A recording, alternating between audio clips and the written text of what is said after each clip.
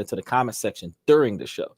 So if you want to watch the show live, you can watch it from wherever you want. But if you want to rewatch the show after the show went live, then I would tell you it's primarily preferred for you to go to the YouTube side and go and get all of the extra information that was put into the comment section, because stock options, stock prices, links to products, links to services, like all of that stuff that is put into the comment section, that's replayed in real time. So you go back to YouTube and dive on. But, you know, whichever one you prefer, because my goal is to have a multi-platform podcast. So I'm not going to tell everybody to only sit on one channel. And then when you start talking about freedom of speech, because I do talk about a lot of sensitive topics, if I ever end up banned off of one platform for a topic I covered, I can still stream on the other one. So it doesn't matter to me which ones you come from. As long as I do not say something derogatory where I get banned off of all the platforms at the same time, if something happens where YouTube gets a little bit sensitive, I'll still be here on Twitter. And if something happens on Twitter, I'll still be here on YouTube. Because if I say too many things about Elon, he might he might ban me. So, you know, just hang out, access both of them. That's what I would tell you. And if you're on Twitch, access all of them. Access Twitter and access YouTube. He said, yeah, he coming for you. When I start covering some stuff about Elon, he might come for me, because you see he banned Donald Trump off of the platform, and that's why him and Donald Trump has this one platform I have not done a lot of information on. I haven't not done a lot of research on it, but his platform is supposed to combat Elon's platform, and it's supposed to be like primarily full of Trump supporters. So if I was to get on a podcast like that and start talking about Donald Trump, I would definitely have a lot of people aggressively pushing against what I got to say. So especially if I say something that is contrary to the positive light of Donald Trump, like what I'm about to talk about with this phone. So because I'm only coming from a non-biased truth. I'm not going to sit here and try to feed you guys a lie. I want y'all to know what y'all getting into. Now, with this phone, we're not talking about a new iPhone. This Trump T1 is a device that is trying to be more than just tech, from what I've seen. Oh, and real quick, before I go into this, now that I think about it, because I think I got a day off on Thursday. Now that I think about it, I kind of feel the need to I kind of feel the need to say that I'm gonna go and find Donald Trump's platform and see what I can do to add it in, because I can have 4 and I will see what the ins and outs of streaming off of that platform will be, and I'll let you guys know. And this guy, special shout out to RLC, asking me, do wear dress socks? Well, I wear suits, so I'm not going to sit here and model my outfit because I feel like that makes no sense. If you want to see what I look like before the show, you gotta come to the studio live and in person. Kitty is asking why. Kitten Rare, special shout out to Kitten Rare. Why what? Because you asked me a blanket question of why. It depends upon what you're asking why to. So this phone is being sold as a survival kit for a certain kind of modern American life, an ideological badge of honor, and it raises a huge question that goes way beyond its specs. Is this the future? A world where our gadgets are as politically divided as we are? That's what we're doing. He's going to add a rule that you can't talk about him negatively. I'll get banned. I actually requested a press pass, and then I talked about how foolish it was to offset the budget with the recovery and then destroy the budget with the defense bill. So they never responded to me with a press pass offer. I'm gonna have to reach back out and see if I can get me a press pass to the White House. Then I can bring the podcast out there and start asking these left field questions during an interview.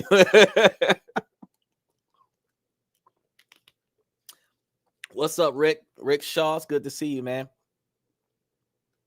You seem like you're good at this. Why not upgrade your equipment? I am moderately good at this. I'm not a pro. I have been doing this for a couple years now, and I have been improving every month. Every time I find something new that can add to the platform to make things a little bit better. My equipment is not, in fact, inferior. I mean, I do have a 2-year-old laptop, but that's newer than most podcasters.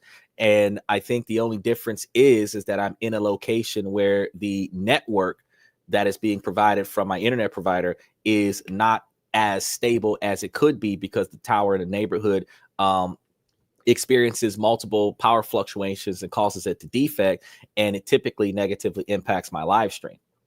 Now, I mean, I could buy me a bigger laptop that probably has more bandwidth that I could, well, not bandwidth, but more processors that could probably force a lot more connectivity off of the thing. But I can't say that buying a $3,000 laptop is going to make the video quality any better. You know, RLSL, excellent. I want to see you have, nope, we're not doing that.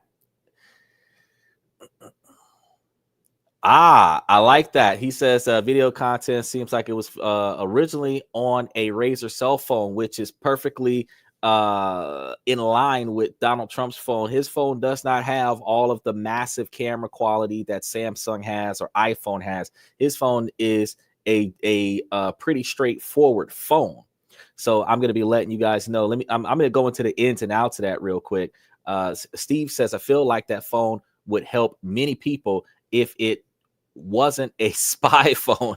I would definitely get it, not lying. Well, you actually might want to get it, because I'm about to tell you what it's doing or what it's supposed to do, and then when the projected release dates are, so you can do some more research before, because it hasn't released yet.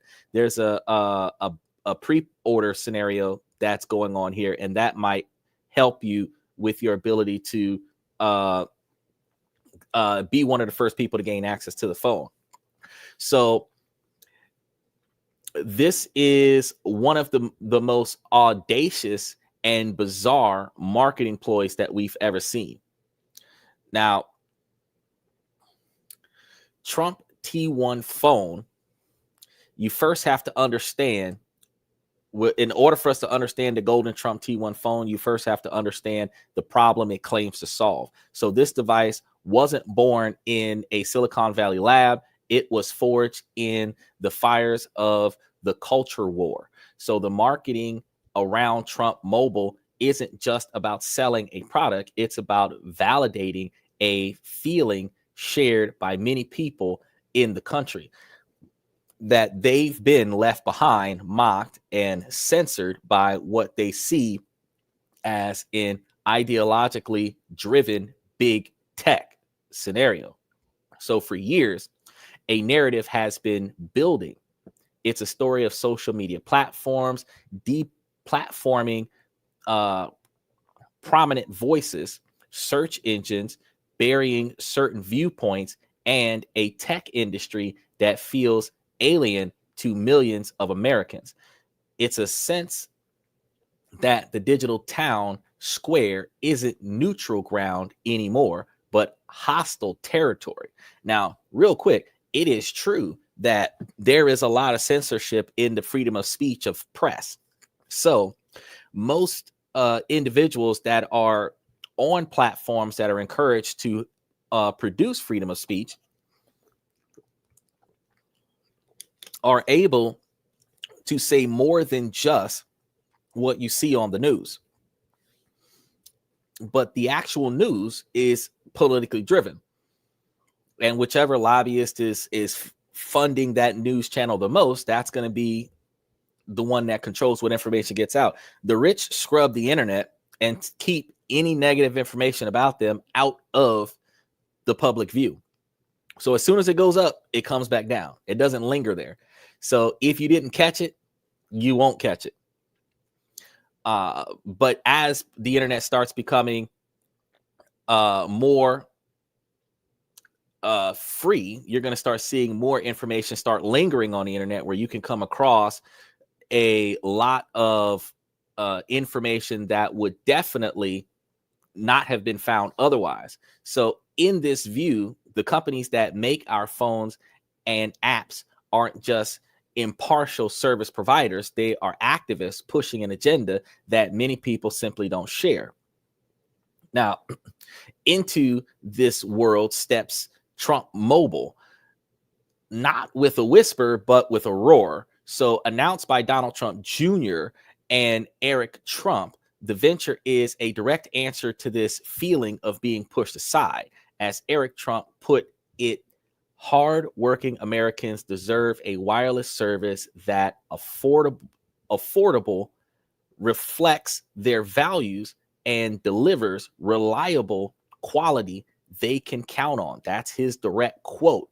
And that phrase, reflects their values, is the key. Steven says, do you know if it's like a limited, like certain amount of quantity will be sold, or short answer, mainstream, permanent industry. This is not a political stunt like the Trump shoes.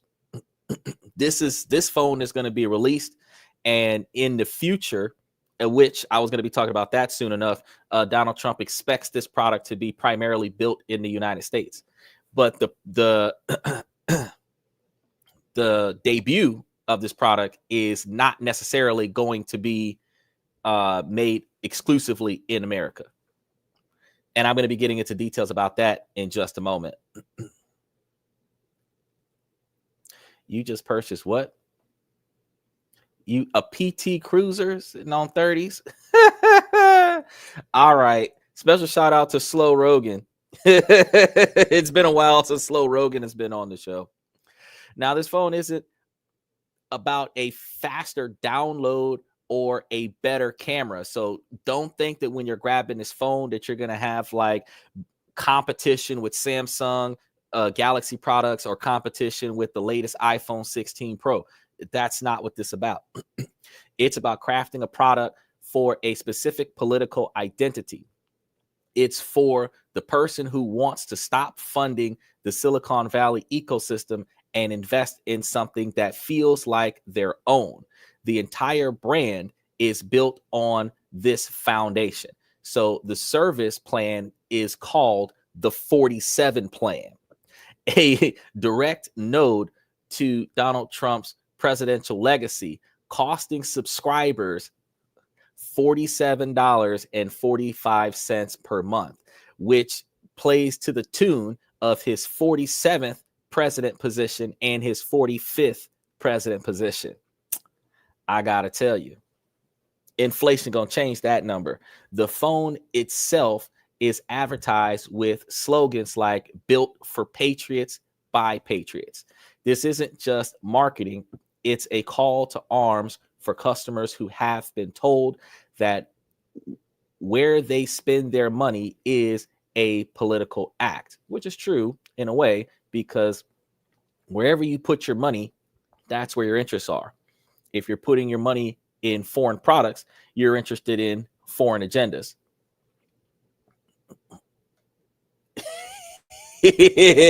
Do anything but lowering eggs.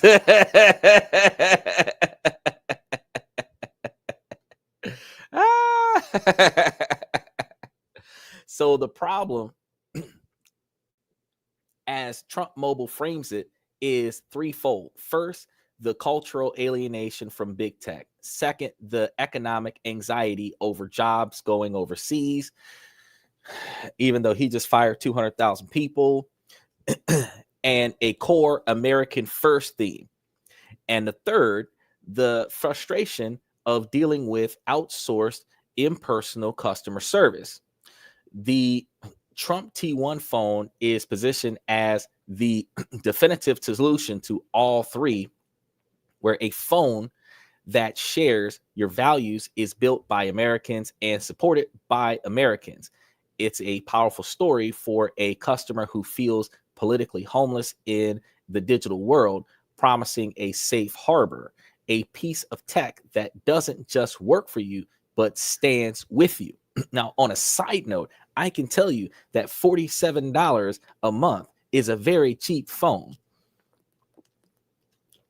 Metro PCS in Florida was doing about $30 a month, and I think now they're leaning towards $50 a month. So Trump's phone is one of the cheapest phone plans in the country for a base plan. Now, that doesn't include like Hulu and Netflix and all these other scenarios. And he didn't even talk about stacking phones and doing family plans and if there's going to be offering any discounts towards that. But understanding this particular phone being $47 a month, you throw a little bit of taxes on it, it'll be about $51 a month with taxes. It's a pretty cheap phone in comparison to T-Mobile, Verizon, AT&T, where you're looking at $80 to $100 per month for just the phone service, plus the $25, $30 a month that they're going to charge you for the equipment plan to lease the phone instead of buying it outright, since they're charging you like $2,000 for a phone.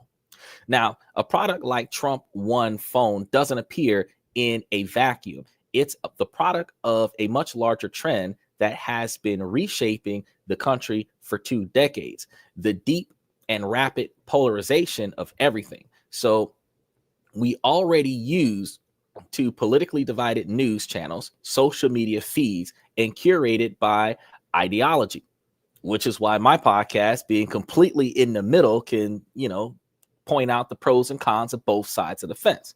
Because people will argue that my view would be biased, but if I ever say something positive about a Republican decision and claim to be a Democrat, or say anything negative about a Democratic decision, recognizing a Democratic political position, at the end of the day, if it doesn't make sense, it doesn't make sense. I'm a man of uniformity.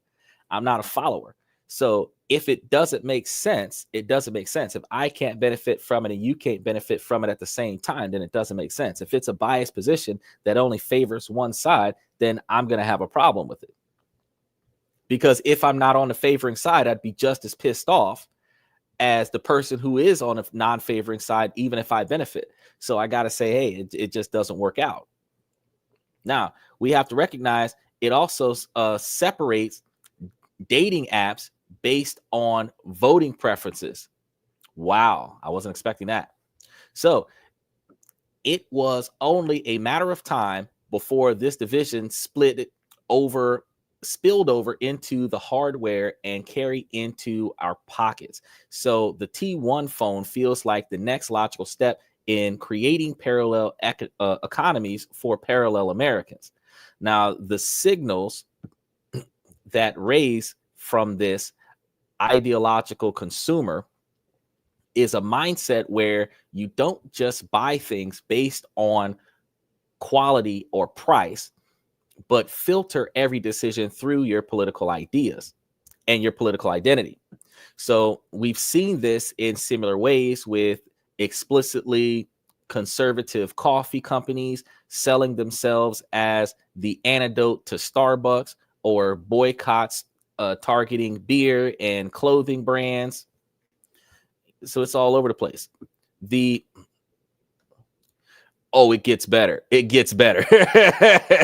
You say it sounds good, it gets better. Wait till I get down to the nitty gritty. This ain't even the detail. This is the tip of the iceberg as to why they're doing it. So the T1 phone takes this to a whole new level. A cup of coffee is a fleeting purchase. A smartphone is an intimate, long-term companion that connects us to everyone and everything. So to choose a phone based on your politics is to weave your ideology into the very fabric of your daily life. It's a declaration that you want your entire digital existence filtered through a brand that shares your worldviews. So this escalates the initial problem because it reveals the true scale of the division. The issue is no longer just one company or one product. It's the potential for the entire consumer market to fracture into red and blue ecosystems. Even though we have the independent party, the two primary parties are red and blue for the final votes. So we are witnessing the birth of the splitternet, right? Where the digital world divides not by borders, but by beliefs. We already have alternative social media sites. As I told you guys earlier, how Elon Musk is on one side, Donald Trump is on the other, until TikTok is bought by the US. ByteDance is China. So you have China and two different American platforms. And that's not to mention that Flip is in there on the rise. We got to get in on some of these platforms, especially the ones that are actually going to pay you for real. So now we have an alternative smartphone and a supportive carrier to go with the phone. So this isn't just a phone. This is a phone with a plan that's attached to it. Now, I think it's possible for you to buy a unlocked phone or a jailbroken phone that allows you to just have the Trump phone itself attached to your current carrier. But in order for you to get the services that are provided with the phone, you have to have the plan, the 47 plan.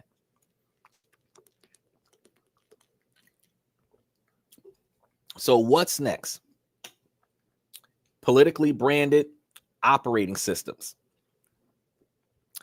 ideologically aligned smart home devices, or the possibility that we will see a vast, unsettling level of changes going forward. So this trend creates the ideological tech bubble. And that's where Donald Trump stepped in at. So this is where you're not only fed news that confirms your biases, but you're also using products designed specifically for your political tribe. So the danger is the erosion of a shared reality and a common consumer culture.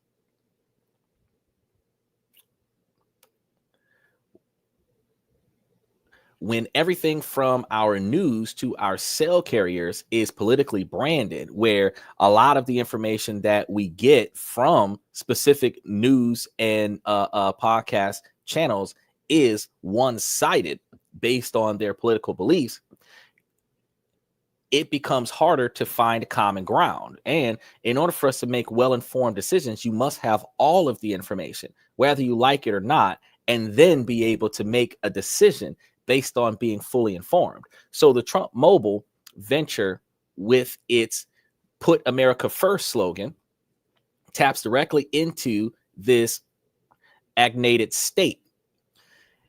It knows that for its target audience, the brand is more important than the gadget, which is why he's not solely embellished in the tech area of the phone. So the promise of an America First phone, however shaky the logistics may be, speaks to a deep desire to build a self-sufficient, patriotic alternative to the mainstream. So the agnation then isn't just about feeling left out by big tech. It's about the wider anxiety of living in a divided nation and wanting to build a fortress of ideological safe products. So the T1 phone isn't just a device, it's a brick in the wall. After laying out the problem and stoking cultural anxieties, the brand presents its grand solutions. an ecosystem that mixes hardware, a wireless service, and a suite of unconventional perks. Now, pay attention, guys. Make sure you like and subscribe as you come through on this one. This is where we move past political rhetoric and examine what the T1 phone and Trump Mobile are actually selling. It's a multi-layer package designed to appeal not just to patriotism, but also to a desire for security, status, and simplicity. So at $499, the T1 phone plants its flag in the fiercely competitive mid-range market. On paper, its specs are surprisingly solid, suggesting this isn't just a cheap phone wrapped in a flag, but a device with real technical ambitions. Not as effective for our podcasting needs and live streaming needs as we would hope for a phone for an Android user that's using Samsung Galaxy products, the Note, anybody from iPhone. You would not be encouraged to change over from an iPhone to this exclusive Android based on its tech. I'm going to tell you that right now. The specs are thick, but it is not as high tech as iPhone or Galaxy. Now, first the design, because here is the thing that everybody really wants to know, the message from this design. The phone comes in only one color. All right. So if you want this phone,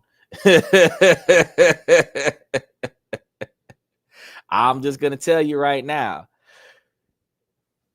it's a bold, unapologetic gold, equivalent to the unapologetic Confederate flag gold shoes that he put out during his campaign. This isn't the subtle rose gold of iPhone.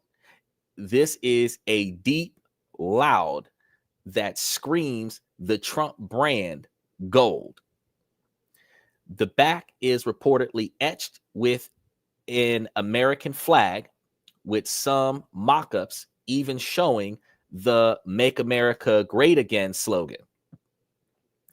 This device is made to be seen as a status symbol for a specific political team. It's not just a phone, it's a political jewelry. All right. Its screen is a 6.78 inch AMOLED display with a 120 hertz refresh rate, not the same size as a S23. It's like smaller. Okay. No, I don't have the Trump phone. For non-tech nerds, that's a premium feature at this price point. Special shout out to Johnny. Hey, Johnny. And special shout out to Gary for jumping onto the show there. AMOLED delivers vibrant colors and true blacks, while a 120 hertz refresh rate makes every scroll and tap feel incredibly fluid and responsive, something you'd normally find on much more expensive phones. Under the hood, the specs remain impressive, where the T1 boasts a massive 12 gigabyte of RAM and 256 gigabytes of storage, where you say it sounds too good to be true. Hey, wait, I ain't got to the best part. I ain't got to the best part. That's just like the screen. This is an 8-inch screen. It's smaller than this.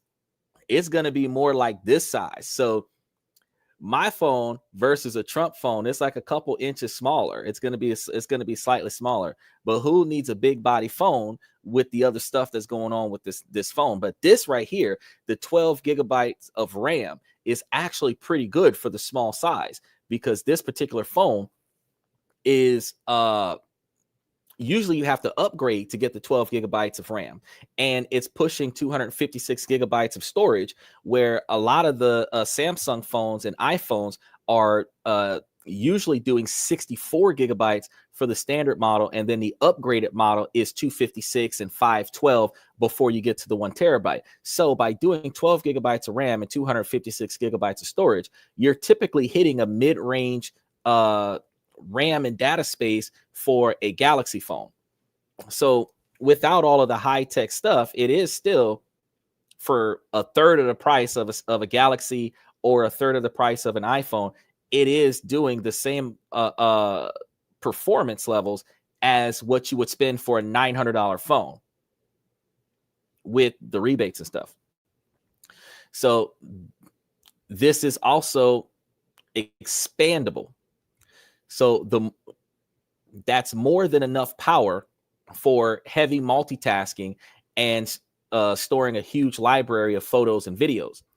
It runs on the latest Android 15, ensuring it has up-to-date features and security patches from Google. But here's the big red flag. The exact processor is a complete mystery. So the company only states it's a octa-core. I believe octa means 8 processor, right? Octa-core processor, a generic term that tells you nothing about its actual performance.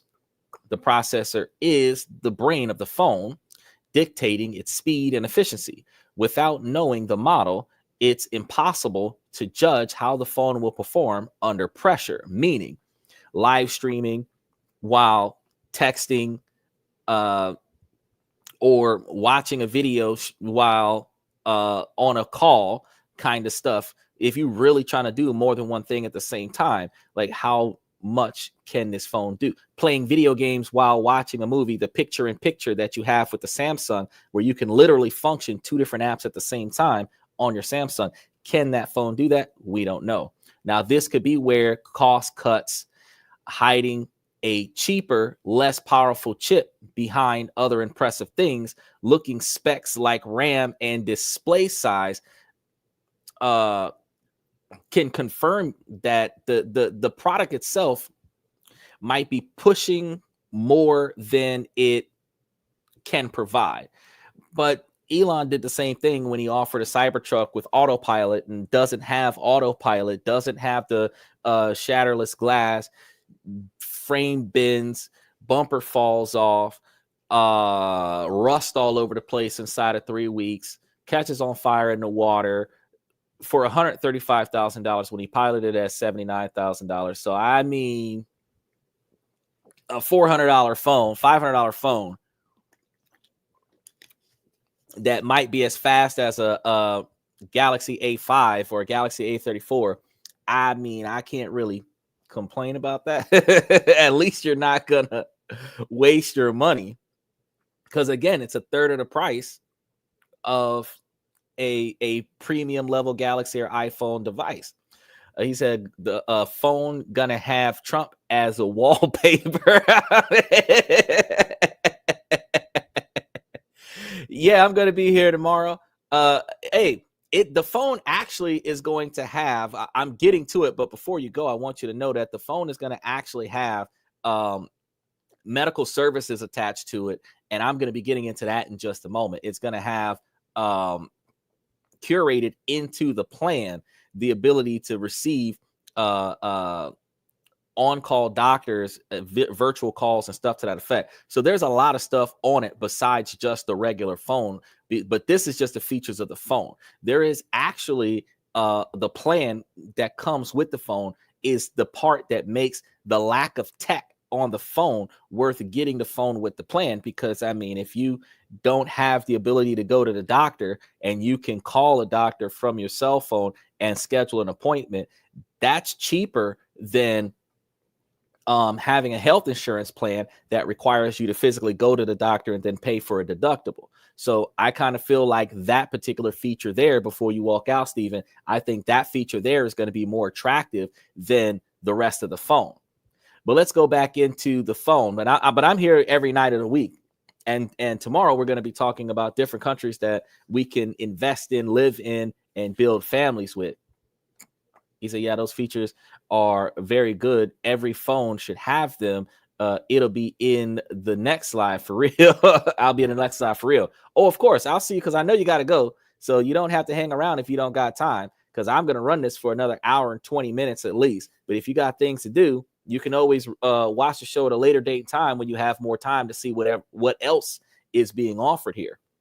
But I appreciate you sliding through, Stephen.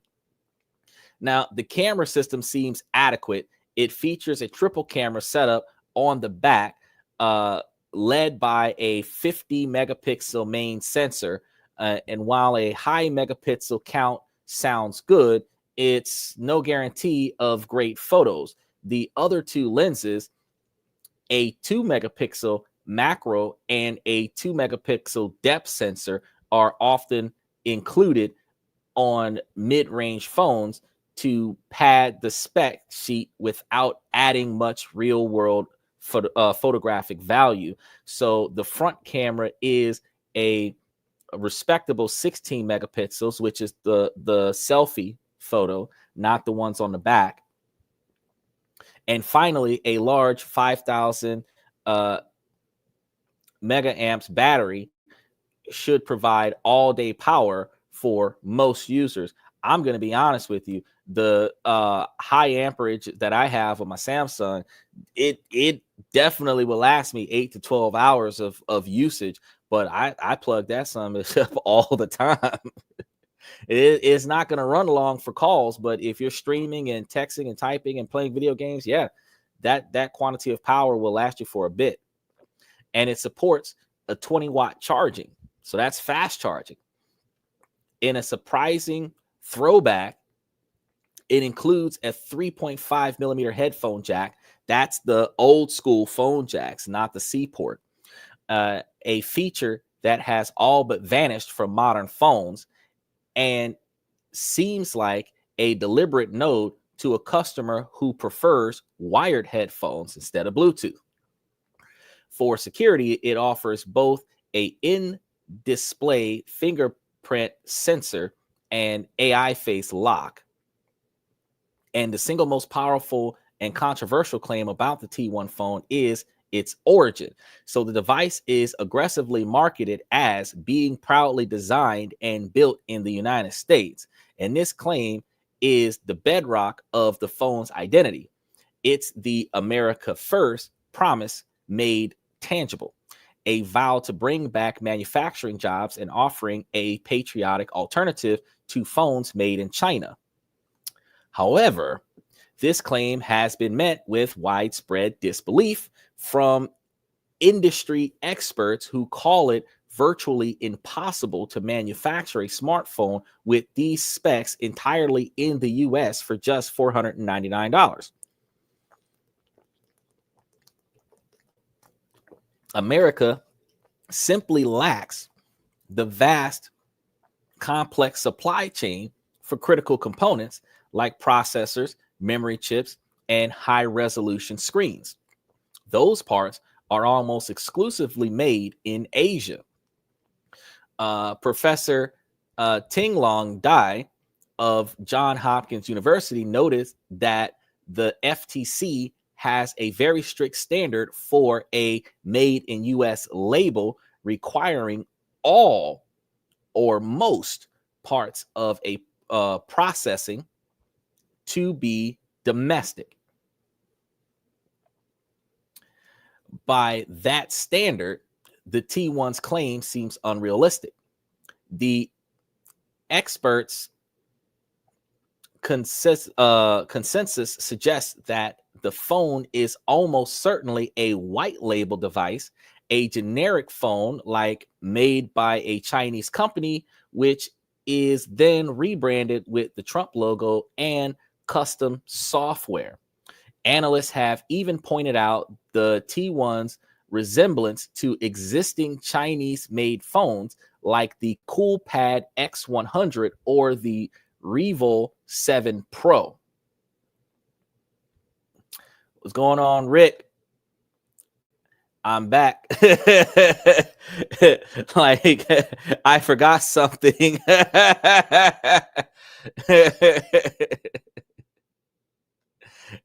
You strike me as a genius. I feel like you can read my mind.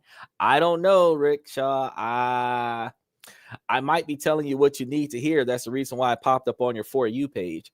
But I can't say that I'm an actual mind reader. Now, when it comes to this phone, facing this criticism, the company's messaging has quietly shifted. Eric Trump clarified that U.S. manufacturing is an eventual goal. So when they started off talking about it, then people started identifying where the phone freaking came from. Then he said eventual goal, implying that the phone currently for sale do not meet that standard. So this admission severely undermines the core marketing promise made in the U.S. I'm going to be real with y'all. The majority of U.S. products do not get made in the U.S. Your car might be assembled in the U.S., but the parts came from overseas, which is why they're charging an extra $10,000 due to the tariffs. It might have been sold by a U.S. dealer, but if you pop the hood and start looking at parts, you're going to see that all of the primary parts that are labeled says made in China, Japan, Taiwan, Thailand, Asia, Singapore, but you will not see very many parts on the vehicle that were made in California, Chicago, Detroit. You see what I'm saying? Boston. So made in America is more, to my understanding, assembled in America, manufactured elsewhere and shipped here in a bunch of boxes. Now, the phone may be branded in the US with perhaps some final assembly happening stateside, but the intricate work of making it components is happening overseas. So the made in US claim feels more like a political aspiration than a current reality. So if the hardware is a mixed bag of strong specs and dubious claims, the service plan is where the ecosystem becomes truly unique. The wireless service, Trump Mobile, is an MVNO, meaning it doesn't own cell towers. Okay. Now, that is a key factor in the quality of service that you're going to be dealing with, because you're buying a phone service that is primarily operating like roaming. Instead, it buys network access in bulk from major carriers like AT&T, T-Mobile, and Verizon, and resells it under its own brand. Does not mean that you're prioritized. Okay? It just means that you're not going to drop calls.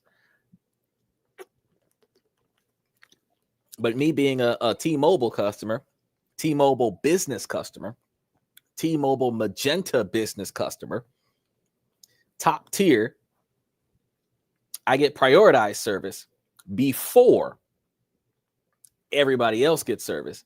So the regular base level service will receive bog downs before I receive bog downs. And Metro PCS, which is a sub brand bought out by T-Mobile, will receive bog downs before the base level T-Mobile receives bog downs.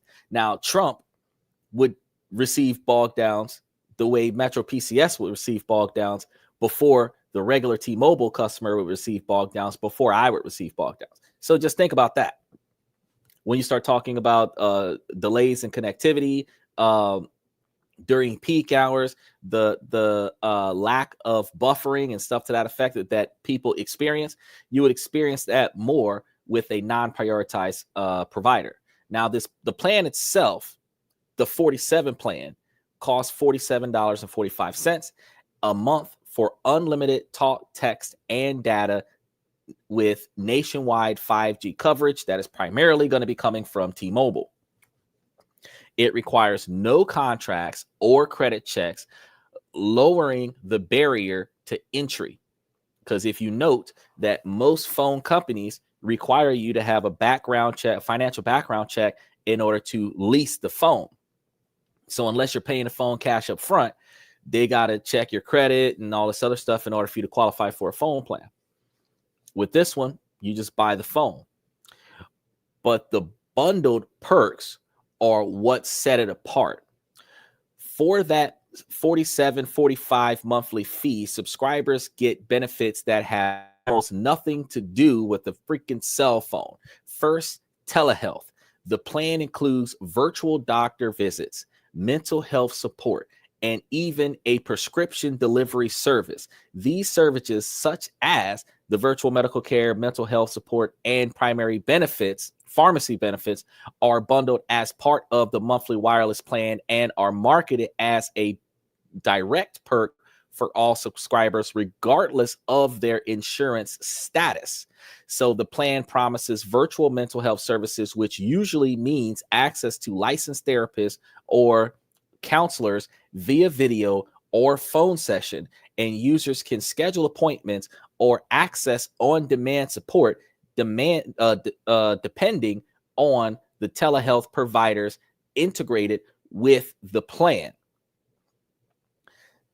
Now, I gotta tell you, for those individuals who don't have health insurance, or those individuals who don't have good health insurance, and you're dealing with stress, talking to a therapist will help you out. And if it's included in your $47 a month phone bill, that is better than the cheapest $30 per visit therapist. So that in and of itself makes the phone valuable, because those individuals who need someone to talk to, they might be considering causing harm to themselves. They might be considering causing harm to somebody else. They might be getting ready to make a midlife crisis, bad decision that might catastrophically impact their way of life or their family's way of life. And being able to talk to somebody who will listen to them, not judge, and not spread rumors about them to their local family network. Remember, I told you guys on the show last week, as a matter of fact, that when you got problems, you don't want to talk to your best friend. Want to talk to your romantic partner. You don't want to talk to your family members, because those are the people them off. They take your skeletons out of your closet and hang them out in front of everybody to embarrass you and make you feel bad about the way they feel bad about whatever situation that y'all are going through. When you're really going through serious things, you want to take that information and bring it to a priest or a therapist, because those people don't know you, don't care anything about you, and you're not going to negatively impact them for them to take your personal stuff and put out into the open. Now, medical providers are going to have to note that dangerous thoughts will be reported. But if you have personal issues that you can work out with a therapist and you can't afford one, this particular phone plan works, because if you're already paying for a phone plan that is $50 or more per month, you could reduce your phone plan, get one of these, and have a free therapist on call when you need somebody to talk to. I think that is fantastic. But being able to get the prescriptions and other such things shipped to the house because you have this phone plan, individuals who can't afford medications, certain medications, that's going to be fantastic as well. And depending upon the kind of doctor and what they're going to be, what levels of medical care they're going to be able to do without being able to touch you, scan you, and run a bunch of tests, that will kind of give you an overview as to whether or not you need to go to the emergency room or schedule something with your primary care. So they can look at that discoloration of the skin, bumps that came out of nowhere, just unexpected negative health where you're not sure if you should go to the doctor. Like, these doctors would be able to help you with that without having to waste extra money on a doctor bill or tapping into your existing health insurance's deductibles. Now, tying healthcare to a phone plan is an extraordinary move, suggesting Trump Mobile is targeting a consumer who is already anxious about healthcare access. it transforms the phone from a communication tool or an entertainment tool, because most people spend more time playing video games and live streaming and than they do actually making phone calls. So many people are quick to text. Phone calls have died out for the most part. And this is going to transition it into a personal wellness and security device. So the second major perk is the 24/7 roadside assistance wherever network is available, which is something that not a lot of people have access to. If you did not put roadside assistance on your car insurance, they've got it accessible on your cell phone. Some people who have Capital One have roadside assistance from their credit card, and other people have AAA. AAA is limited. AAA is only coming to get your car 4 times. And I do believe it's 4 times a year. So you got to pick and choose when you get a tow. If they're doing unlimited roadside assistance, if you've got this phone, you can particularly get any vehicle you're standing next to towed because you're with the vehicle. Again, this is typically an auto insurance add-on, not a phone plan feature. So its inclusion doubles down on the theme of self-reliance, promising to take care of you, whether you have a health issue or a car breakdown. The package is rounded out with benefits like free international calling, which means that you can do this in over 100 countries around the world, with special emphasis on connecting with military members servicing overseas. And critically, there's a promise of a US-based customer support team, ensuring that when you call for help, you speak to a real person in America. Now, real quick, I want to give a special shout out to my man Bayside, because Bayside, it's been a while since you've been here. I got you, my man.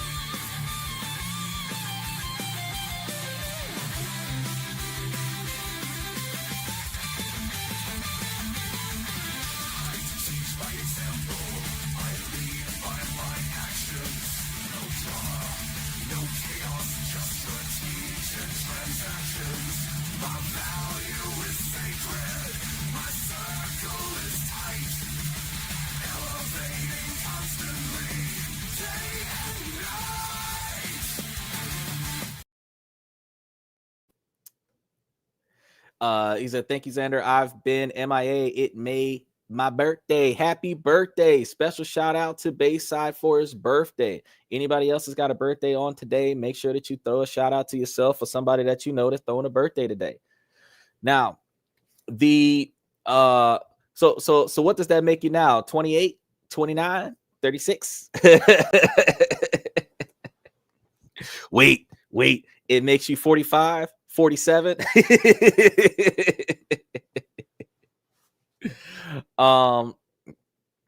This bundle of service is the quote unquote solution in its final form, a patriarchal branded phone of questionable origin, a wireless service on existing networks, and a monthly plan that provides medical care and roadside assistance. So it is without a doubt one of the most unique and particularly charged products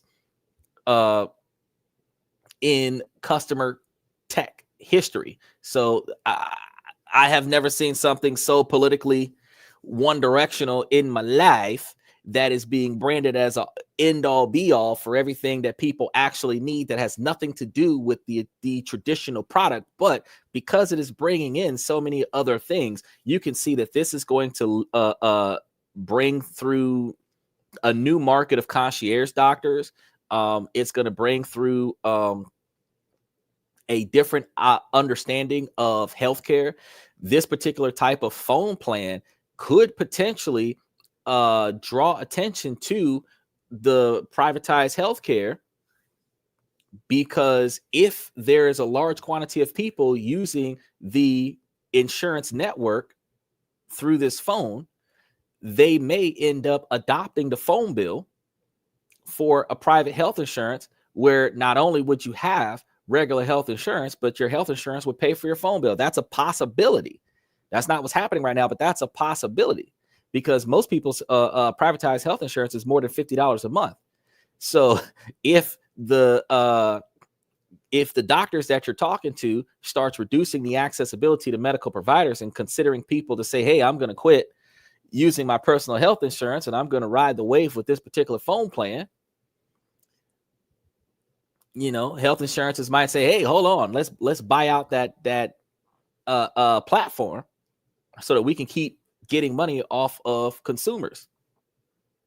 You never know. Now, after breaking down the hardware, the controversy, and the unusual services, we arrive at the big question. Why does any of this matter?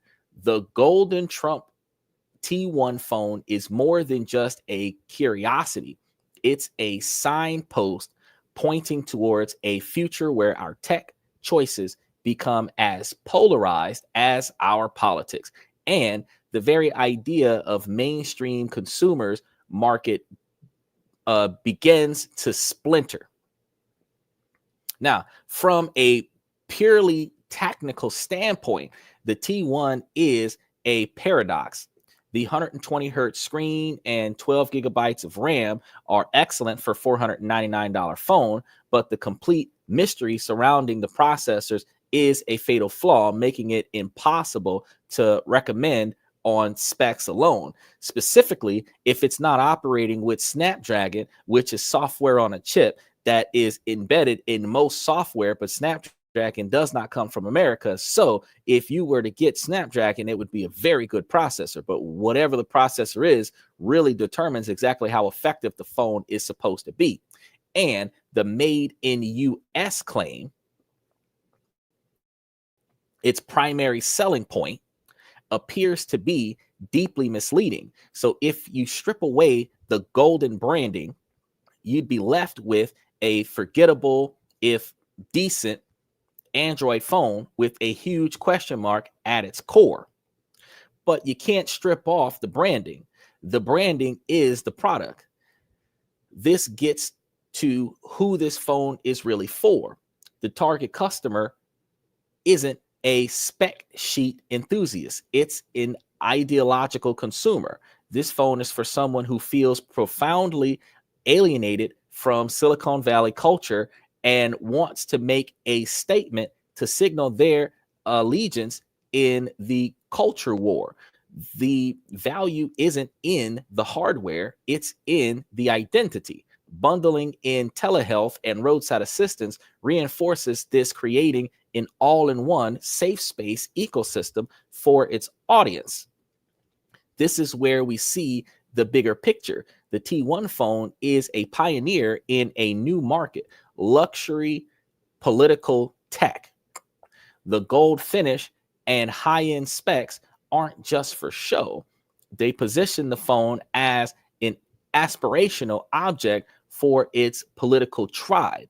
It's not just a phone for patriots, it's a premium phone for successful patriots, fusing political identity and luxury into a single product.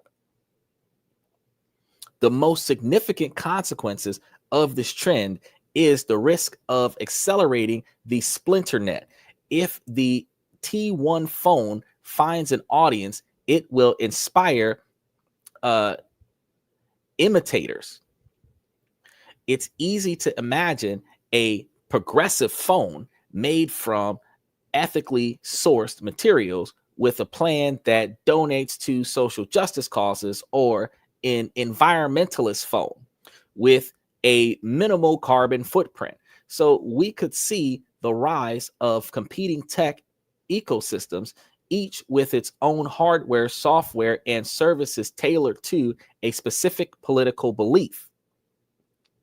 This structuring is dangerous. It deepens the echo chambers we already inhabit. When your phone's entire ecosystem is designed to mirror your politics, your exposure to different ideas shrink. it also raises new concerns about data privacy. What happens when we give our personal data, including sensitive health information from teleservices, to small politically motivated companies? The potential for that data to be used for politically targeting is immense. You've seen how they sued Facebook and Instagram. Ultimately, the success of a product like this threatens the very idea of a common culture. For all its faults, technology has often created shared global experiences. The polarization of tech itself threatens to tear that apart, leaving us in a digital world as balkanized and divided as our political one. The most significant consequences of this trend is the risk of accelerating the splinter net. If the T1 phone finds an audience, it will inspire those imitators, and it's easy to imagine that, right? So,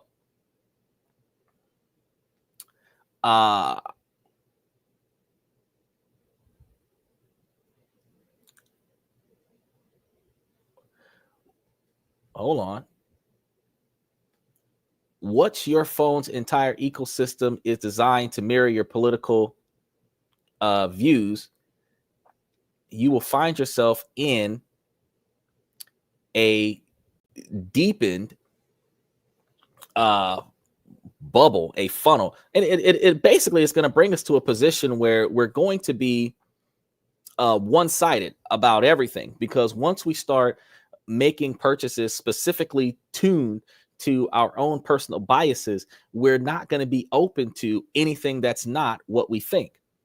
Ultimately, the success of the product like this threatens the very idea of a common culture. And we're going to be trying to figure out the strategy, because identifying a problem for a specific group and offering a tailored branded solution isn't just limited to consumer tech. We're seeing a similar surplusing pragmatic approach emerge in one of the most contagious political areas, the immigration. That's one of the things I told you guys that we were going to touch base on today. Donald Trump recently has acknowledged concerns about how mass deportation policies that he created could affect farmers and other essential businesses that rely on undocumented labor, as I have been preaching about since the day he started doing this. This comes in response to significant pushback from the agricultural and hospitality sectors after complaints that removing longtime workers was making it nearly impossible for businesses to operate. Trump temporarily paused ICE raids at farms, hotels, and restaurants. While the pause was short-lived and enforcement resumed, the message sent was clearly understood. In public remarks and social media posts, Trump has signaled he's open to rethinking his approach for these groups. He stated, "We're considering options that would allow reputable farmers to take accountability for their employees, as we cannot drive the farms out of business," and emphasized, "We aim to avoid harming individuals who are not criminals." Okay, so back in the day, when I was warning y'all a month ago, 2 months ago, 3 months ago, how they was going to be snatching the everybody and how that was going to tank our economy. Now that we're starting to see that economy tank, and I recommend it, anybody who's been here 5 years, 10 years, 25 years, doesn't have a criminal record, works every day, pays their bills, pays their taxes, they're doing what Americans are expected to do, you should just give them a default citizenship status and just leave them alone. Now, the individuals that are in and out of jail, on probation, dealing with a bunch of stuff here in America, or if they came here, they have a nasty criminal record, they just got here recently, you don't even want to give them a chance. I can see those individuals, you shipping them back out. But second generation where the child ain't did nothing wrong and mom and dad came here, started over. Neither one of them's got a criminal record. The child is a Native American. You don't want to separate that family because these people are hardworking individuals, and 13 million Americans, that's a lot of Americans. If you're going to say undocumented Americans, they're still Americans. So they didn't been here for a decade. They didn't, that's a full-time job. Is 20 years in the country. So they've been here. You're supposed to get retirement benefits when you're here for 20 years. So you've been here 5-10 years. You've learned the language. You're working hard. You're making money. You're paying bills. You're paying taxes. If you're not sitting on welfare, bleeding the asylum budget with after being here for several years, because I can see you getting into the asylum situation your first couple months here. I can even the first 2 years here, trying to get it acclimated. But after that, you should find a way to get back on your feet. Even Hurricane Katrina, they gave people 18 months of housing.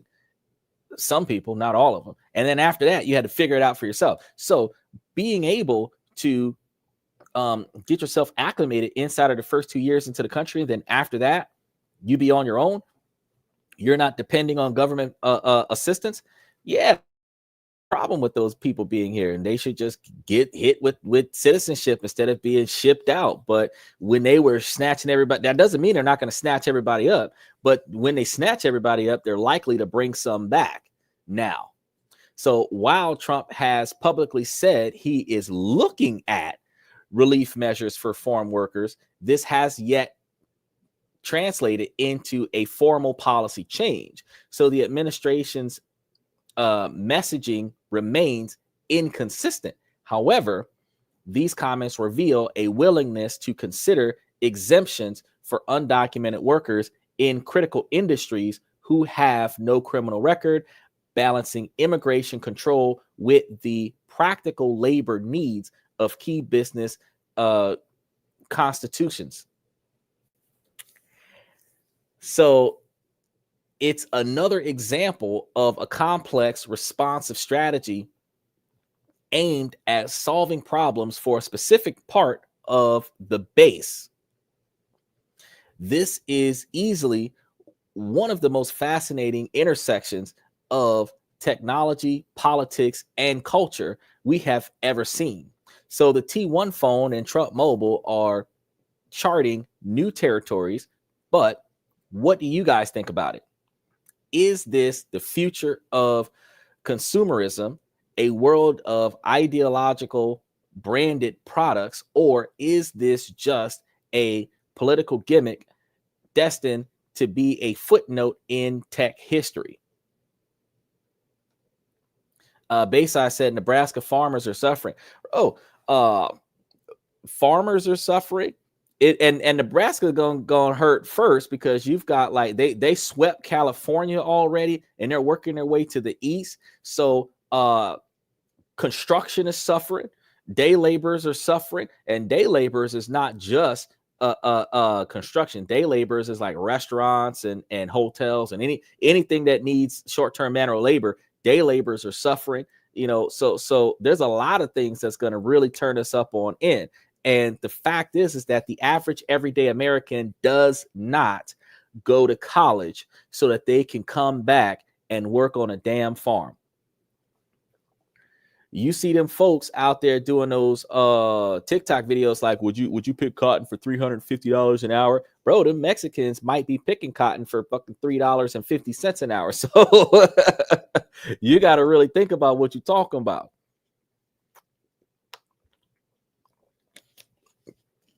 And the fact is that even if you incentivize it at a few dollars a pound for them to pick it, the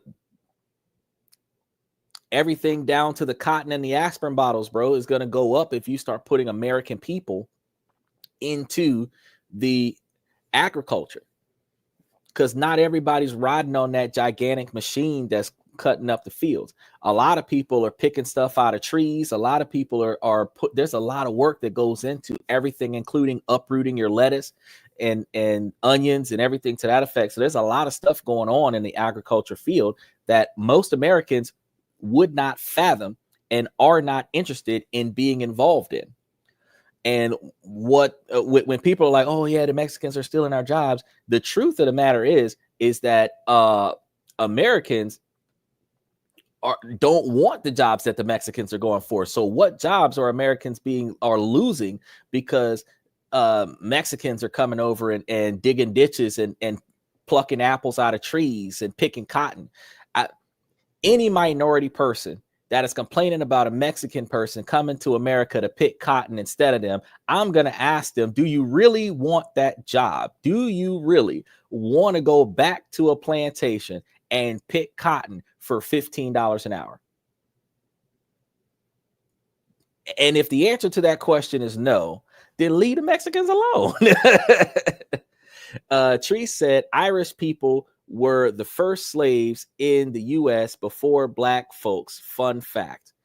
I'm not sure about that. Before black folks, I would say people were selling themselves into slavery to pay off debts to prevent from being whacked. I can't say that the Irish were the first ones, though, because a lot of people were being exiled from Britain. I do know that Irish was one of them, but I can't say that Irish was the first ones. But slavery wasn't slavery when the Irish were selling themselves into slavery. Slavery was actually indentured servitude, which was paying off a debt, which we now call that indentured servitude, community service, volunteering, and unpaid internships. So, you know, you just get treated better this time around. But that is a pretty interesting fact. Bayside said $11 an hour, 10 hours a day, working 7 days a week. Right. Now, if you look at that particular type of matrix, you're making $110 a day, 7 days a week before taxes.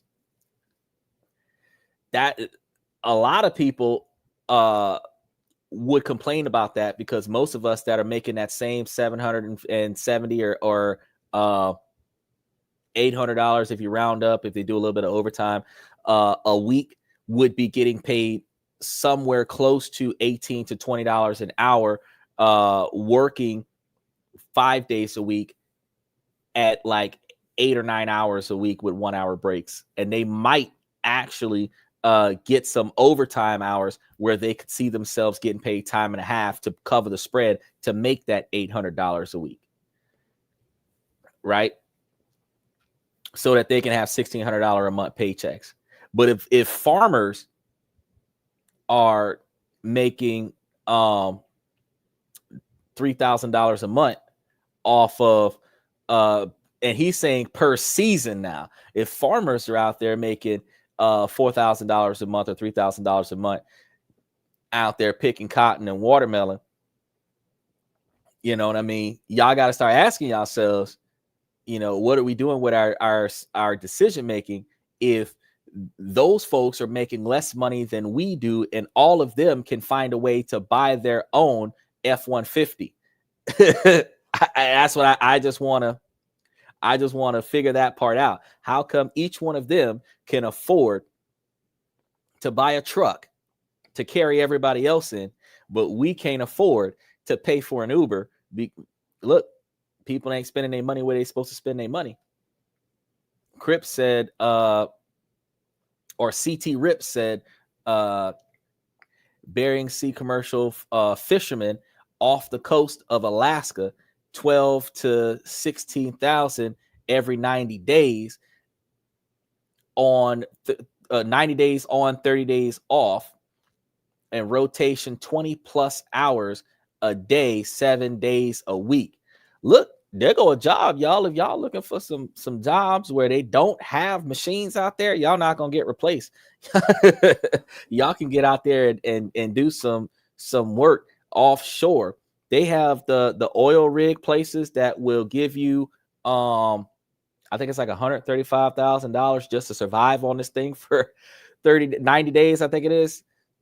You go there for 2 or 3 months, and then you come back, and if you live, You made like $100,000 to go out there. It's high risk. They're paying you hazard pay, but that's good money though. That's good money. If you look at $16,000 for 3 months or $12,000 for 3 months, that's like $4,000 a month. That's $4,000 to $5,000 a month. That's a lot of money. Well, I mean, when you average it to the quantity of hours that you're making, it's still putting you right around $20 an hour, but it's still a lot of money because all you're doing is pulling fish out the water and coming back with a lot of fishing stories. Taylor said when Obama supercharged the deportation and they cleared out a chicken processing plant from illegals in South Carolina, and the next day there was a line around the block from local poor whites and blacks for jobs. Well, you got to understand the low-income society is the ones that are the most dominantly negatively impacted by this, because the money that is spent by the Mexican Americans are fueling the industries that target low-income economies, and the poor whites and the black communities that work in those economies, those businesses are not going to have jobs because they're not going to have a demand. So ironically, there's a business that is designed for every customer base, the same way we're talking about this Trump phone. And if you take the customer base out of the country, that currency that was being spent in the country, if you take them out of the country, then the companies that were targeting those markets are no longer going to have a demand, which means their supply is going to be unutilized, which means that the labor force that would have monitored that supply is not going to be as vast, which means that a lot of people are going to get laid off. Look at the 250,000 people that got laid off because they're no longer selling liquor to Canada. You know, look at the 250,000 people that got laid off from the government. You know, you're looking at losing 44,000 jobs for every 1,000 people that you kick out of the country. So do you really want to do that?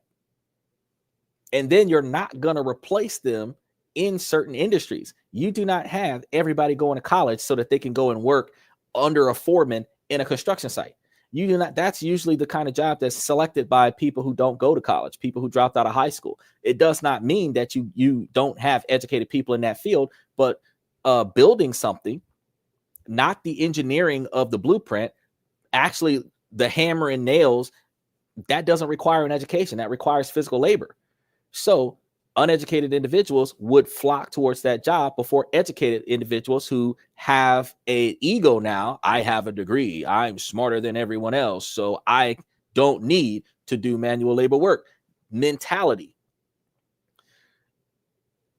And then you got a lot of individuals who can't remember the last time they were in the sun. So how are they going to function? So who's going to go for these jobs? Ex-cons probably, because nobody else wants them. Basically, I said people would rather work at Tesla, Amazon, Tyson, Kroger, never the farm. Bro, you know how many of us that complain about working in air conditioning because we have to stand the whole shift? Can you imagine how many individuals would complain about being required to stand out in the field all day? Shoot. I can't see it. I can't see it. Those jobs would not get filled. We would have a large quantity of unemployed Americans with a high demand of jobs that nobody wants to apply to. It is crazy. It is extremely crazy. Make sure y'all like and subscribe as y'all come through. But I want you guys to make sure that you let us know in the comments if you guys enjoyed the deep dive into the real world of where tech meets culture. Make sure that you guys hit that notification button. If you haven't subscribed, go ahead and do so. Hit that like button and make sure that you guys pay attention to the show that we have coming up for tomorrow. I want to know from you guys real quick, what are we left with? The golden Trump T1 phone is a paradox, and it's a respectable mid-range device whose most important feature, being made in America, appears to be a fantasy, and it's a product born from rejecting big tech, which is why it's not very techy. And that runs on Google operating systems and relies on a 5G network that it doesn't own, built by the very companies it's aimed to disrupt. Talk about contradictions all over the place. Its real innovation isn't in the hardware or the software, but in its audacious packaging. The company isn't just selling a phone, it's selling an identity. It has bundled physical products, a wireless plan, and a set of lifestyle security perks into one powerful political statement for a monthly fee. And it's offering a solution to a specific set of modern anxieties: the fear of being canceled, the desire to buy patriotic, and the need for a safety net for both health and travel. It's a product that understands its audience values and fears with stunning clarity. So the Trump phone probably won't revolutionize smartphone industries or challenge Apple and Samsung, but its culture impact could be greater, far greater, where it represents a new frontier in branding, where a product's political stance isn't just part of marketing, but its entire reason for being. So the most important feature of the phone isn't its camera or its screen. The most important feature is which side it's on. And in doing so, it may be giving us a glimpse into a future where we all have to ask some questions about the technology we use every single day. Now, one thing I want to make sure that you guys note is that Trump phone was allegedly supposed to be released around about August 25th, but rumors are suggesting something closer to September 18th or September 28th.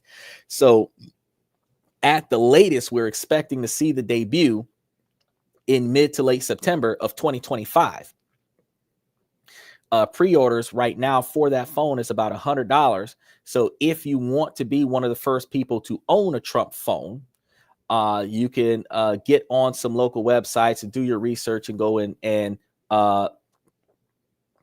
put down your $100 for that Trump phone. Then down the line, when the phone does get released, you'll be one of the first ones to get the phone and get the plan, and you'll be able to utilize the phone and the plan and debut it and tell us what you think about it. As for me, I am a diehard Samsung Galaxy product person, and I could care less about a political stance on one side or the other. I talk about what makes sense and what doesn't make sense, and I'm very uniform about my position. So I could find a need for the phone service, but I don't go to the doctor, so I don't need the medical part. And like I told you guys before, if you've got more than one car, you could just use your towing from your car insurance and tow your car back to the house and swap plates and drive the other car. And usually dealership only charge you like $10 or $15 to change the registration from one car to the next, to swap the plate from one car to the next. So it's a legal plate swap. It's not doing anything illegal. You notify your insurance, your local Department of Motor Vehicles that you're putting that plate on a different vehicle. You give them the VIN number and they legally register it. And they usually only charge you the transfer fee, which is anywhere between $7 to $15, depending on what state you're in. And the car is legally registered. The other car that wasn't registered is now legally registered. And since both of those cars you own, they were once registered, you turned in the plates on one of them, it ain't going to cost much because it's something that's already in your possession, that's already documented in their system, and they're just attaching a license plate to the VIN number. That's really all they're doing. And that's a whole lot cheaper than renting cars and all of this other stuff. So really, for individuals who want to save money, so I've been telling you guys about making better financial choices and investing the difference into improving your standard of living. If you're paying a couple $100 for your phone bills and you're not doing much with your phone, especially if you're up there in age, if you're a middle-aged individual or somebody with poor health, you could benefit from switching from your current provider to a Trump phone that is under $50 a month, giving you some of the same perks as the phone that you already have, outside of the accessibility of Netflix and stuff that's included in the T-Mobile bill. You have the basic perks of the phone. And then if you're looking at the medical providers, the doctors and other such, and the pharmaceuticals, things that are not covered under insurance, if you don't have the insurance, you would be able to benefit from those features as well. So that Trump phone actually would call to arms a lot of the undocumented America that doesn't have standard health insurance. And that's like 13 million people right there. Then everybody else in the low income area of America, which is about 34% of documented American citizens that don't have proper health coverage, could potentially see a doctor for every bruise or discoloration or wart or whatever that they have on their body, where the doctor could take a look at that and tell you what to do with it, or tell you to go to your local provider and get it examined. But these things will benefit you in a way, because it's like first response to your medical health, which prevents you from allowing your health to get so bad that you have to be rushed to the hospital in the ER. This person is telling me, special shout out to Averm. He says you should cover Diddy trial. Very important case. Definitely not distraction. Diddy, from what I understand, was convicted. There's a guy that just got hit with 154 consecutive charges against his own child. But they already got convicted. And unless they have a hearing where they're going to overturn the decision and release Diddy and say that most of the stuff was falsified or something to that effect, there's no reason to follow Diddy. And one of the reasons why I would say there's no reason to follow Diddy is specifically this. My podcast tells you how things happen in society that negatively impacts your ability to make, save, and invest money. What happens to a millionaire, billionaire, celebrity has nothing to do with you if what happens to them does not impact your ability to make, save, and invest money. You can still buy all of Diddy's songs or listen to them for free on YouTube, especially if you have YouTube Premium. If you are using Pandora or Spotify or whatever, you can still listen to all of P. Diddy's old songs. So what's happening to P. Diddy does not interfere with your ability to make decisions for your own personal life. Paying attention to the things that do not impact you at all, worrying about the life of somebody else, where those successes and failures have absolutely nothing to do with you, is one of the reasons why you're too distracted from your own ability to be successful. It is more important for you to find out what's going on in the world when that stuff directly impacts what you will decide to do tomorrow. Diddy is not a teacher that is going back to the local school that you have your child in. So whether or not they let him go has nothing to do with you, because the average person watching this podcast right now will never be invited to a Diddy party, has never seen a Diddy party, and can only hear the stories that are told on social media. And outside of those parties, that man has no contact with the general population of non-celebrities in America. So why would we care what is going on with a celebrity? We covered the Trump trial on this show, and we covered the Trump trial specifically because it had two different dynamics involved: political injustice, whether or not the man was going to run for president, how would that impact his ability to be president, and how would the average American, if he is convicted and then elected as president, has the capabilities of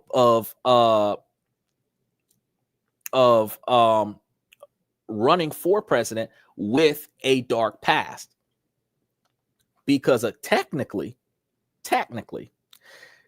The requirements to be president requires you to have lived in a country with the last 15 years consecutively. You be over the age of 35 and you be born in America. Those are the only 3 criteria to run for president. Outside of that, there are unofficial requirements like having the capabilities of raising millions, if not billions of dollars during your campaign trail and convincing people to agree to your platform. That is it. That is it. And honest to God, any podcaster with 50 or 100 million subscribers that watches their show on a regular basis could clearly run for president. Any influencer could run for president. So truthfully, it's not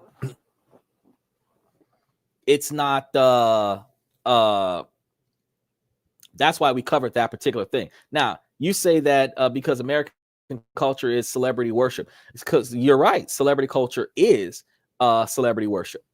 And while celebrity culture is celebrity worship, imagine the fact that entertainment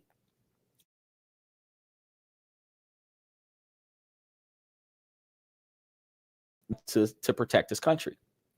Think about how athletes and celebrities make hundreds of thousands and millions of dollars a year to entertain us, but the people who are getting shot, blown up, and losing limbs, coming back with PTSD and all kinds of traumas, barely get any kind of pension recovery when they come back from the service.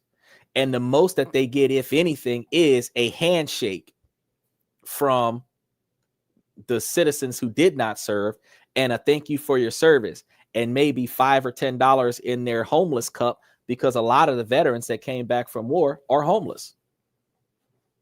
So, I mean, we should be talking about why is it that our society is willing to overpay for entertainment, but we're not willing to put a lot more capital gains towards the veterans that fight and die for our country. Because don't you think that a football player making $13 million a year to throw a football is a little bit outrageous when you have a few people, a lot of us that's watching the show right now has a relative that has either been in the military or is currently deployed in the military, recognizing all of the explosions that happened over the weekend. And they family members ain't making $13 million a year. If you're getting a few $100s a month or a couple $1,000s a month being sent back home from your relatives that are overseas, that's it.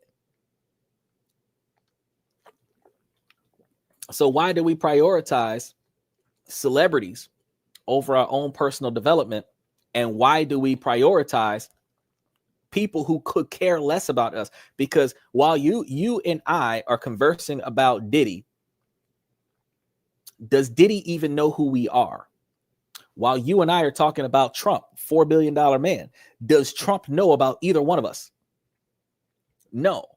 But if I talk about what he does and how what he does could impact you, you can make decisions about how you can improve yourself. So when I talk about his phone, I can talk about his phone because his phone has a healthcare plan on it that allows people who doesn't have accessibility to healthcare to get better healthcare. That is something that everybody needs to know. Not because I'm a fan of Trump, but because there's a cell phone out there that is going to provide you with the capabilities to talk to a doctor and get you a therapist. And most people that have road rage and anger management problems that don't want to talk to their spouse, which causes their relationships to fall apart from lack of communication, could specifically utilize that service for far cheaper than Samsung, T-Mobile, AT&T, Verizon phone, and improve their relationship. Because if you've got a phone that's $47 a month, you're talking to a therapist, you can get a relationship advice. You could talk to a therapist and get communication advice and fix some of the failures in your life that would help you become a better citizen, which ultimately means that when I'm talking about something on this show, I'm talking about something that you're going to benefit from. I'm not just going to sit here and just like trash talk somebody or take any type of left field like position on any type of product. I'm just going to let you know, hey, if they're really sending you prescription medication in the mail and they're really lining you up with a therapist that normally costs $30 or more per visit, and you can have unlimited access to this 24 hours a day, 7 days a week. So when you're really in a bad spot, like those individuals that are in AA and other such programs, and they really need to reach out to somebody and their sponsor's not available, you got a phone plan where you can call somebody to talk you out of doing something that otherwise would have ruined your life. I think that's more worth talking about than whether or not Diddy gets out of jail or not, whether or not they release R. Kelly or not. I don't really care what happens to those men. They made decisions that led them in the lifestyle that they have right now. And whether or not Diddy and Kelly share the same cell and having Diddy parties in prison doesn't matter to me, because I'm not there. I'm here making money, make money for me, and telling you guys ways that y'all can make money for yourselves. Verm said, look, I'd be honest with you. Your country is like a cheap. Okay. Yes, I agree with you. Whoever paid most to person in charge own the country and is able to make all the policy decisions. Yeah. Well, it's a popularity contest. I can't argue with you on that. That's a very good view. I could tell you that Trump got there not just because he was a billionaire, but because he was promoted by another billionaire. And the people who were supporting Trump was coined by the people who were supporting Elon Musk. Because truth be told, if Elon Musk would have backed Kamala Harris, between the people who wanted the $1 million for being black and the people who support Elon Musk, Kamala Harris could have won. But the only thing Kamala Harris was offering was abortion, transparency with fees when you're buying stuff, when you're traveling, and $1 million for the black people that are over the age of 65, because it would be individuals that were descendants of slavery before 1965. So anybody that was born 1966 going forward was not going to get that $1 million. So you would have been looking at elderly black people getting $1 million or so per person, so that they would not have to suffer the last days of their lives. And any money that they did not spend before they died would have went to their descendants, where if they had a decent quantity of children, the kids would be fighting over the newfound money that they would have gotten if they wouldn't have spent it all. But you and I both know that the average American person, low-income families that are descendants from slavery, probably would have spent that $1 million in the first year by buying a $750,000 house and a $250,000 car. And by the time they finished paying the taxes on both of those, they would have been broke as fuck. But at least they would have had the title for the car and the title for the house instead of paying notes and finance and shit. Me, myself, if I would have been involved and one of my ancestors would have had that $1 million, I would have said, oh, let's invest this into some shit that's giving you 21% interest, so that you can live off of the interest for the rest of your life, so that I can live off the interest for the rest of my life, so that my kids can live off the interest for the rest of their life, instead of just throwing it up there to just like spend the principal. I would have talked them out of that. But since we did not back Kamala Harris, and I'm gonna be real with you, abortion is a horrible thing for the fact that there are a lot more men these days that want to be fathers. And since they can't make decisions, I think it's horrible for them to take away the man's right to decide that he can take care of the child, even though a man should not force a woman to not have the child. Nobody should decide that, you know, if you don't want it, I can't have it either. I can tell you that I don't want it, and I can renounce all responsibilities from it, but you should not be able to tell me that I can't have one. So that's the line that abortion crosses, because if there's no consent from the father who wants the child, necessary for the woman to go ahead and take action, that destroys the man's ability to build a legacy. So Camilla lost a lot of ground when she was pro-abortion. And you know, I'm not going to sit here and say, well, women don't deserve to do what they want to do with their bodies. You can.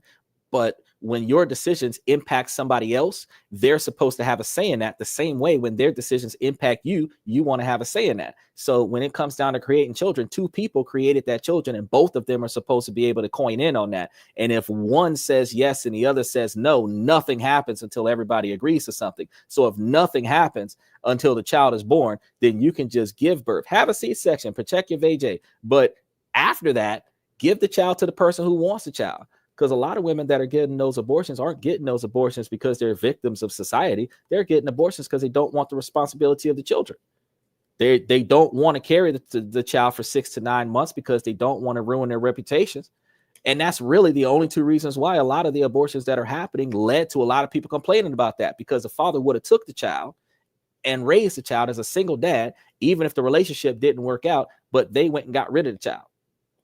So if we're going to talk about stuff on this show, let's talk about stuff that actually improves our way of life and our decision making. Otherwise, we would be just like every other podcast and just talk shit about everything. But on this and that, we do talk about this, that, and everything in between. But I try to make it make sense when I talk about a topic.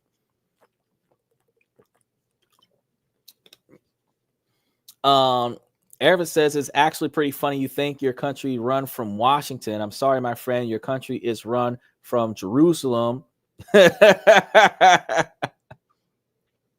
Okay, cool. Well, I don't think my country is run.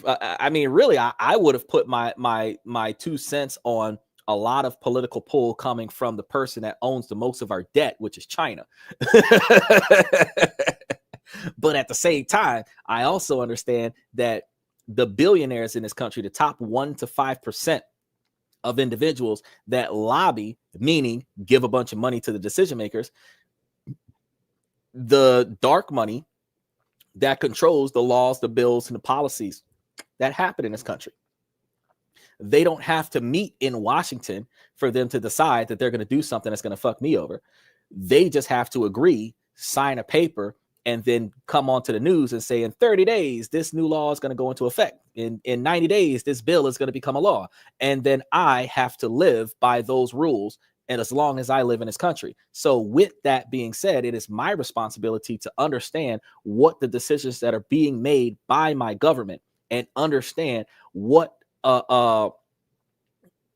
international impacts that my government's decisions make, because those international impacts impact trades. It impacts my ability to travel. It impacts my ability to make, save, and invest money. It impacts my ability to develop a legacy for my children. It impacts my children's ability to maintain that legacy. And that's the stuff that I'm supposed to be focused on. First person accountability. How does my decisions get impacted by the decisions that are being made around me? And how does the decisions being made around me impact me? Now, if their decisions, their actions, and their behavior has nothing to do with me, why would I be wasting my time covering that? Because I'm not going to learn nothing, grow from anything, or benefit at all from that. That's my point. But I really appreciate you being able to chime in on the show. As I told you guys, we do talk about this, that, and everything in between, and I don't have to agree with your opinion. If your opinion is remotely positively formatted, I will still put most of your comments up onto the show. If they start getting inappropriate, I stop airing them, even if I do read them. And if a lot of your comments start getting too far into the inappropriate area, then I start doing things about it. But what you got going on right now, whether it's heckling or your personal opinion, it's perfectly fine. I am reasonably allowing individuals with freedom of speech, but I also recognize that YouTube does have community guidelines that I have to follow. So if you don't follow them, I have to deal with that. So before you do something that I have to adhere to, I will recognize that certain comments should not be aired on the show and certain comments should not be allowed in the comment section.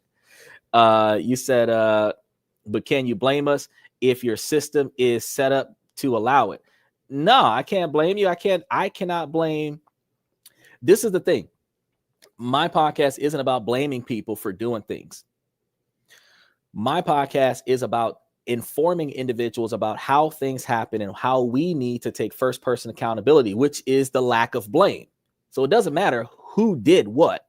What matters is that we have to live with that and we have to adapt to that and we have to work our ways around that. So since it is the way it is until we change it, what we have to do is recognize what it is and then start navigating around that. If we can't navigate around that, then we are going to have a problem, because as our economy changes here in America, the way money used to be made is not going to be made that way as easily. And the opportunities that used to be readily available is not going to be as readily available the way they used to be. And as we get older, our physical capabilities are not going to be as effective as they used to be.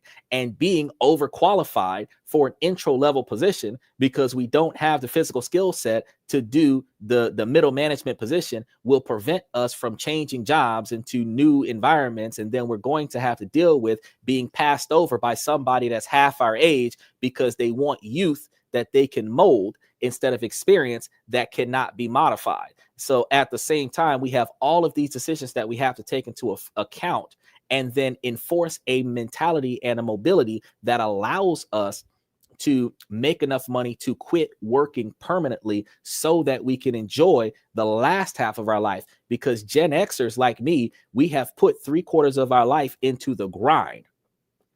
All we did was work. And at some point in our life, we need to start finding that balance. We need to not be 90% work, 10% life, and start being more 50-50 in that.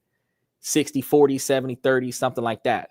And since we've put in 3/4 of our life on the grind, it is our responsibility to put forth effort into developing a way to stop.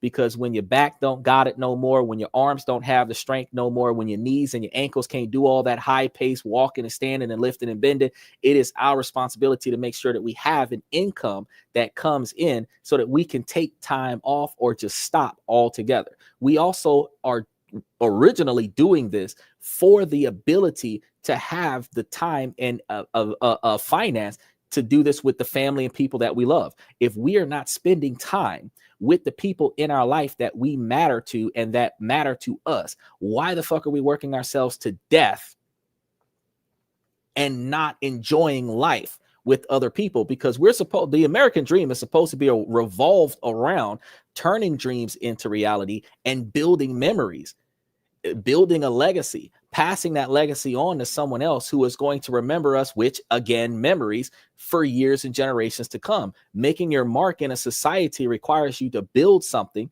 that did not exist or reinvent something that did already exist, turn a profit from that, and then live a comfortable lifestyle that does not require you to struggle, that does not require you to suffer your entire life. So the most of us that are sitting here struggling, grinding, looking for another way, and then I tell you, hey, for $50 a month, you can pick up something that can cover, like, you might be able to drop your health insurance, drop a couple features off your car insurance, and change phone providers and save 75% of the money you used to spend on your phone bill and get all the stuff that you already have and now have direct communication with the doctor where you did not before have the ability to jump in your car and drive to the doctor. You can call one.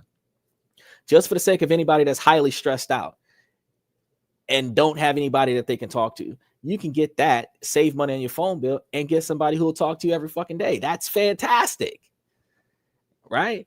Bayside said, yep, the time, money, health triangles, sobering reality, bro.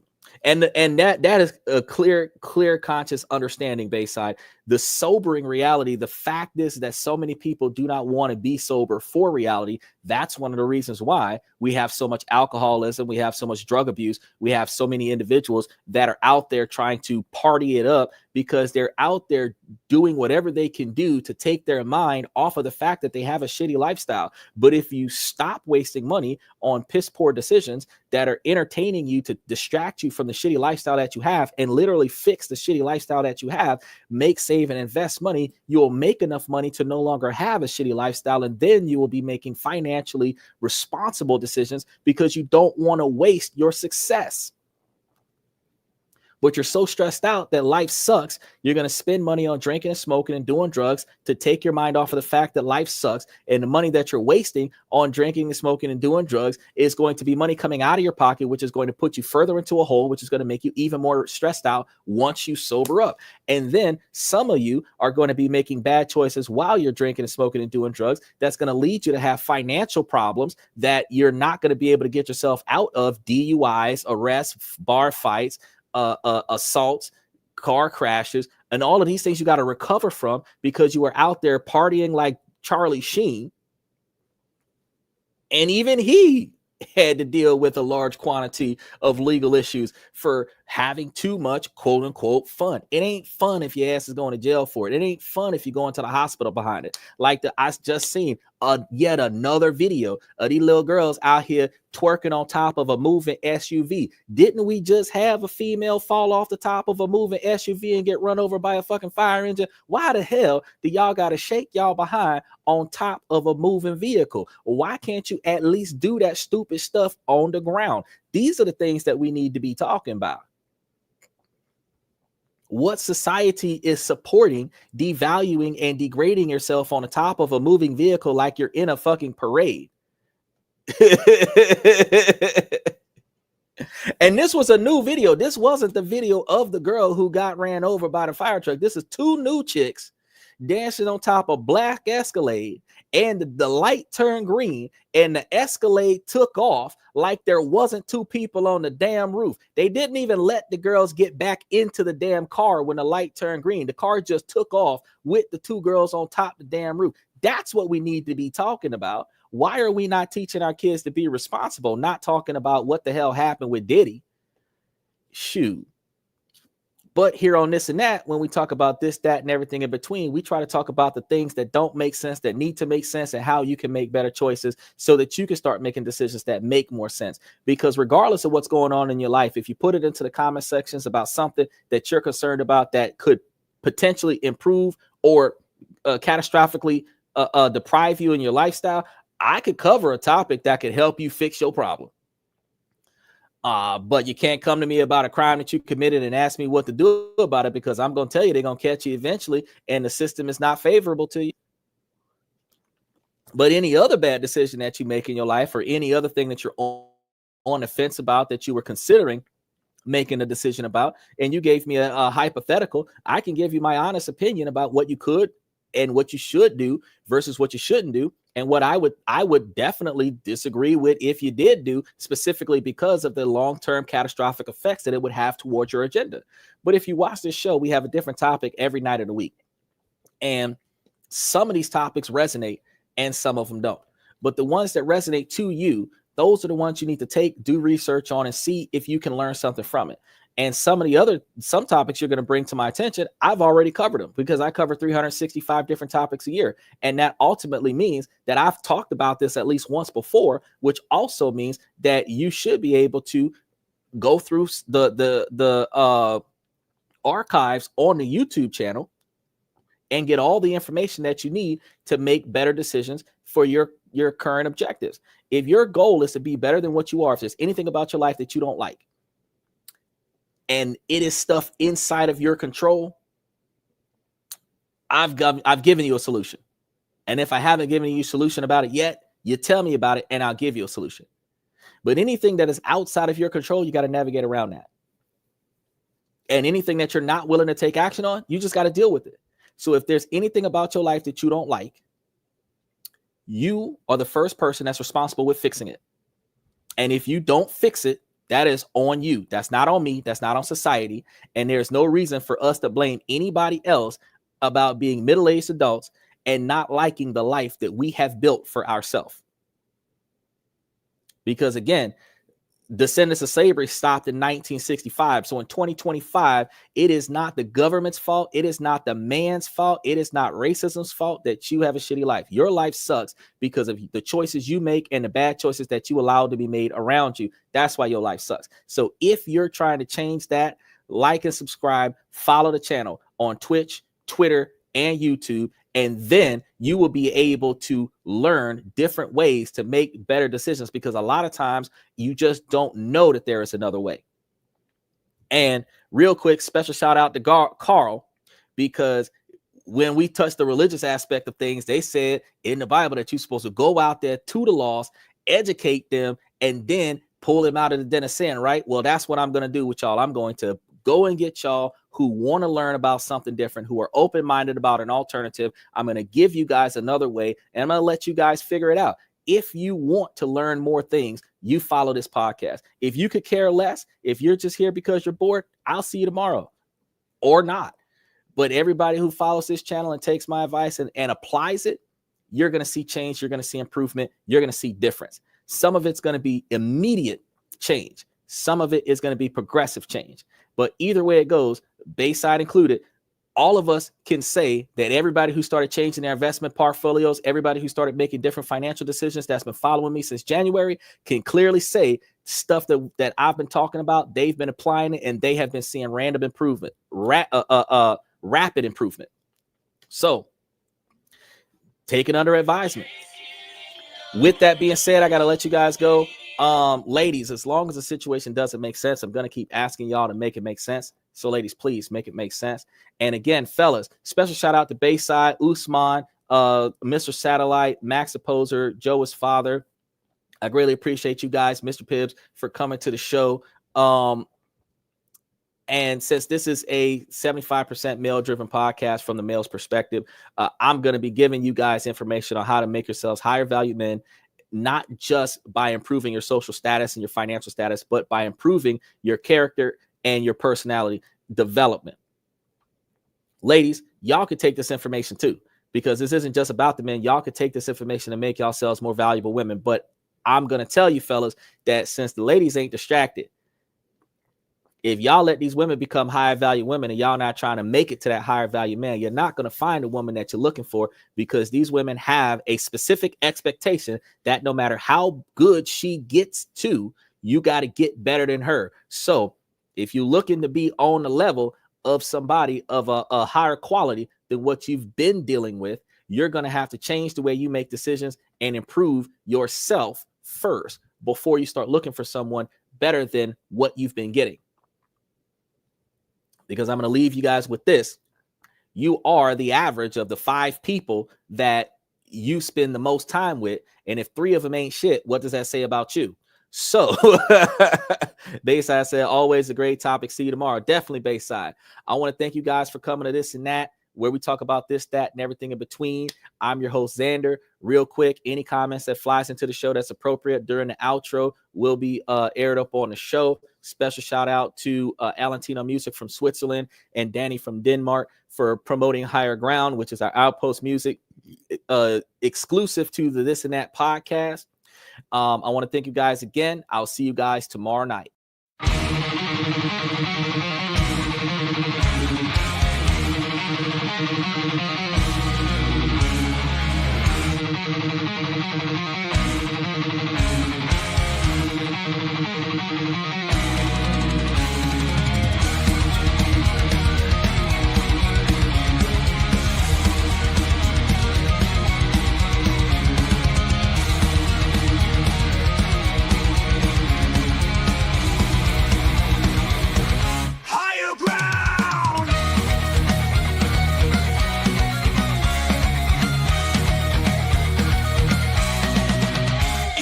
Chase validation, now I validate myself. Building inner strength, putting doubt upon the shelf. No more unnecessary drama, no more wasted time. Climbing higher, constantly making my own climb.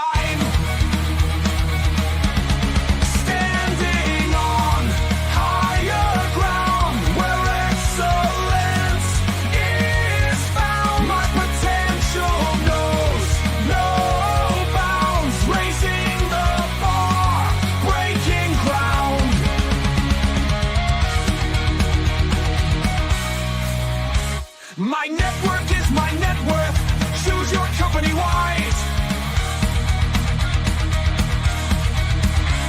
Surround yourself with eagles, not with sheep in disguise. Every interaction is a reflection of my brand. Quality over quantity, that's my personal command.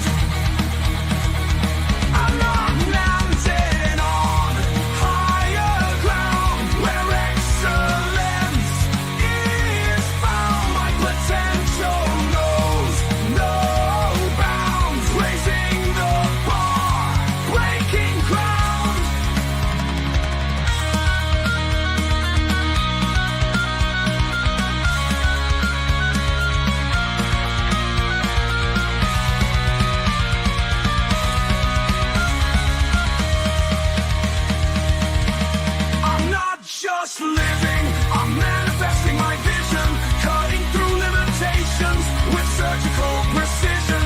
My expectations are my compass, my respect is my shield to mediocrity and chaos. I will never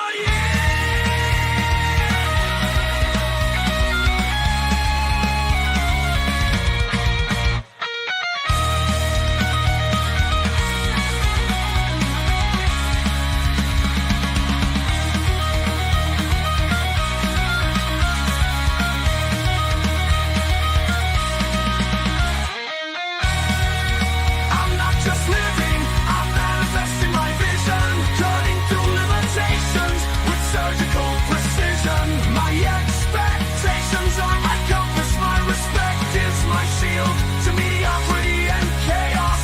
I will never yield.